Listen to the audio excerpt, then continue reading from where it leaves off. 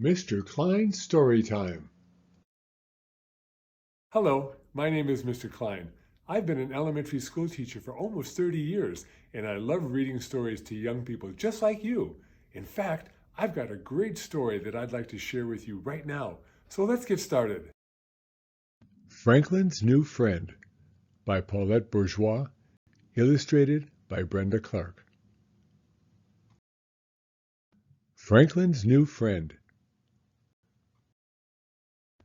Franklin had always lived in the same house in the same town. He had grown up with his friends, and each one had a special place in Franklin's life. When Franklin wanted to play hide and seek, he called Fox. If Franklin needed a best friend, he called Bear. Franklin never thought about making friends until a new family moved in down the lane. Franklin was curious about the newcomers. He rubbed his eyes as the movers unloaded the furniture. The beds were made for giants, and the lamps were as tall as trees. When Franklin finally saw the family, he was speechless. Franklin had never met a moose before. He had heard about moose. He had seen pictures of moose, but he had never actually known one. They were huge. Even the smallest moose was big. Franklin was so scared that he raced home.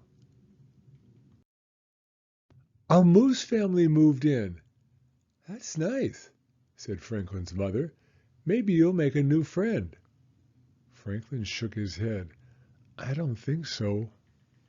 I expect you to be nice when you meet someone new, warned his mother. Franklin scowled.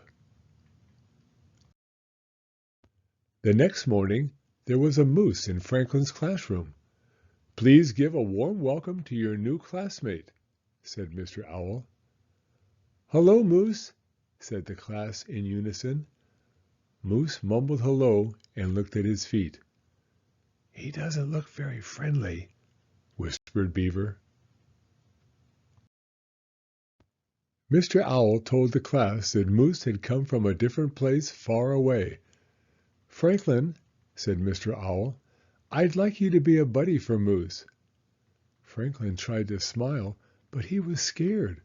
Moose was so big. Moose didn't say a word all morning. At recess, Franklin ran outside with his friends, leaving Moose behind. But Mr. Owl reminded Franklin that he was Moose's buddy. Do you want to play? Asked Franklin. Moose shook his head back and forth. Franklin was relieved. During recess, Moose stood alone as Franklin and his friends played soccer. Fox kicked the ball too hard, and it flew into a tree. Now we'll have to get Mr. Owl, groaned Bear. I've got it, cried Moose. He knocked the ball out of the tree and sent it flying to Franklin. That was good, said Fox. I guess, shrugged Franklin. Back in the classroom, Mr. Owl asked Franklin and Moose to make a poster for the bake sale. I don't need any help, said Franklin. Mr. Owl talked to Franklin alone. Try to imagine how Moose feels. He's new, and he has no friends here. He's probably scared. Moose can't be scared, said Franklin. He's so big. Mr. Owl looked at Franklin. Big or little, we all get scared. Franklin thought about that. Franklin got the paints and the paper. Do you want to help me, Moose? Oh, yes, said Moose. I love to draw. They sat side by side and planned the poster together. Franklin realized that Moose didn't seem as big when he was sitting. After much work, the poster was perfect. They both thought so. At library time, Franklin taught Moose how to borrow books. Moose showed Franklin how to cut a perfect circle. They both liked to build structures. Franklin and Moose had a lot in common. At lunch, Franklin made sure the bear and his other friends got to know his new buddy. They liked Moose. Besides, he was a very good soccer player. When Franklin got home from school, he was happy. "Guess what?" he told his mother. "I have a new friend." "So you met Moose?" asked his mother. "What's he like?" "Moose is big," said Franklin, "but he's not mean or scary." "Good," said his mother. "Would you like to take some of these cookies to him?" Franklin went to Moose's house. They ate all the cookies together. "I'm glad you were my buddy," said Moose.